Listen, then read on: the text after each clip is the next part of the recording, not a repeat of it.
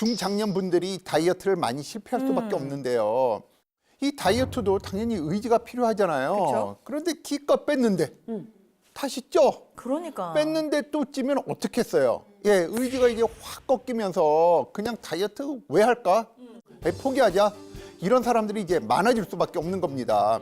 그런데요, 이 중요한 문제는 이렇게 놔버리면은요, 네. 이 건강에 정말 심각한 문제들이 발생할 수밖에 없거든요. 아니 어떤 문제들이요? 뭐 다 알고 계시겠지만 이 비만은 이게 만병의 근원이라는 말을 많이 하잖아요. 네, 대부분 성인병은요, 이 비만에서 오고요. 비만 때문에 악화됩니다. 거기에 특히 이제 서보경 씨처럼 이 요요로 이제 살이 쪘다가 빠졌다가 쪘다가 이러면은요, 이 당뇨 발병 위험이 이제 더 높아질 수밖에 없고요. 이 심뇌혈관 질환을 앓는 사람도요, 이 요요로 이 체중 변동 폭이 이제 크면은요, 이 뇌졸중이나 심장 발작 위험이 더 커지면서요, 아무래도 사망에 이르게 되는 확률도 높아질 수밖에 없죠. 그래서 이번에 저희가 중장년층들도 네네. 요요 없이 다이어트에 성공할 수 있다. 이런 희망을 드리기 위해서 저희 프로젝트를 시작을 한 건데요. 네. 진짜 왜 대체 서보경 씨 같은 중장년층들이 다이어트가 일단 그 자체가 힘들고 그쵸. 근데 진짜 힘들게 뺐는데 왜 쉽게 요요가 오는 걸까요? 자, 여러 논문을 우리가 종합해 봤었을 때 네. 체중 감량을 위해서는 사실 운동보다도 더 중요한 건 식단입니다.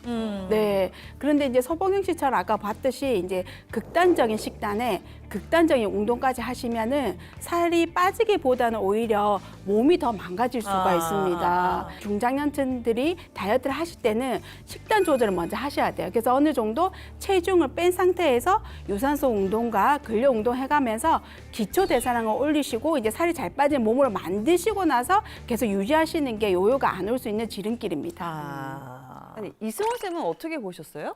네, 저도 이제 비슷하게 보는데요. 일단 극단적인 저칼로리 다이어트는 이 영양 부족을 초래할 수 있고요. 이 대사 속도를 이제 오히려 감소시키면서 이 체중 감량 속도가 느려질 수 있습니다. 극단적인 운동도 이제 우울감과 이제 스트레스를 유발하면서요. 이 체중 감량을 방해할 수 있습니다. 아니 그리고 앞서서 왜 나이가 들면 살이 잘 빠지지 않는 체질로 바뀐다고 했거든요.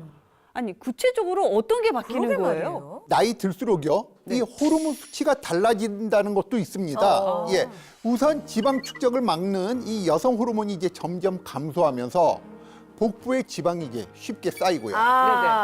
또 하나는 이제 행복 호르몬이라고 알려진 이 세로토닌 호르몬도 이제 분비가 점점 감소합니다. 자, 그러면 어떻게 될까요? 사람이 좀 행복한 껌껌해지지. 호르몬이 내려가면 네. 되게 우울하죠. 약간 좀 안 움직이게 되고 좀 그렇게 되지 않을까. 자기 얘기하는 건 아니지. 아, 전 엄청 밝아요. 이보다 어떻게 더 밝아요? 네, 맞습니다. 세로토닌 호르몬이 줄면은요, 우리 몸이 스트레스에 더 취약해지거든요. 우리 몸이 또 이걸 쉽게 해소하기 위해서 식욕을 촉진하는 콜티솔이라는 호르몬을 막 분비하게 됩니다. 그러면 어떻게 되겠어요? 야, 막 먹고 싶어지는 겁니다. 탄수화물도 먹고, 예, 맞아요. 고기도 먹고, 예, 막 이렇게 되는 거죠. 아, 그래서 그렇게 단게 땡기나? 아니 그래서 왜 식욕 조절이 힘들더라고요. 네, 나이 근데 들수록. 단게 어르신들 이렇게 보면 달달한 거, 사탕 그러니까 같은 그게 거. 다 이유가 있으셨네. 왜 양갱 이런 거 좋아하시잖아요, 어르신들. 밤양갱. 약과 뭐 이런 거. 네, 맞습니다. 문제는요, 안 그래도 밥 때문에 이제 탄수화물 섭취가 많은데요. 응.